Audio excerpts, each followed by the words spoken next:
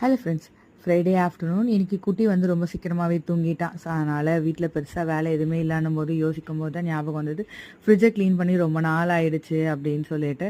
சரி, ஃப்ரிட்ஜில் இருந்த திங்ஸ் எல்லாத்தையுமே கையோட வாஷ் பண்ணிவிட்டு வெயிலில் காய வைக்கிறதுக்காக கீழே கொண்டு போய் காய வச்சு எடுத்துகிட்டு வந்துட்டேன். ஏன்னா அதையும் அப்படியே ஃப்ரிட்ஜையும் க்ளீன் பண்ணிவிட்டு ஒரேடியாக அதையும் வச்சிடலாம் அப்படின்னு சொல்லிட்டு.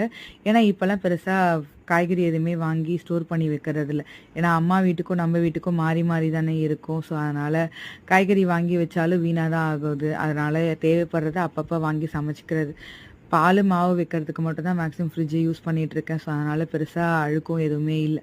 ஸோ கடகடன்னு க்ளீன் பண்ணிவிட்டு காலி பாக்ஸாக இருந்தாலும் பரவாயில்ல, நாளைக்கு எதாவது வாங்கி ஸ்டோர் பண்ணிக்கலான்னு சொல்லிட்டு எல்லாத்தையுமே ஃப்ரிட்ஜில் வைக்க வேண்டிய திங்ஸ் எல்லாத்தையுமே ஃப்ரிட்ஜில் எடுத்து வச்சுக்கிட்டேன்.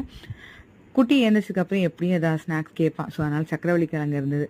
சரி, அதையும் கையோட வேக வச்சு எடுத்து வச்சுக்கலாம் அப்படின்னு சொல்லிட்டு அதையும் வேக வச்சுக்கிட்டேன். நெக்ஸ்ட் வீடியோவில் பார்க்கலாம்.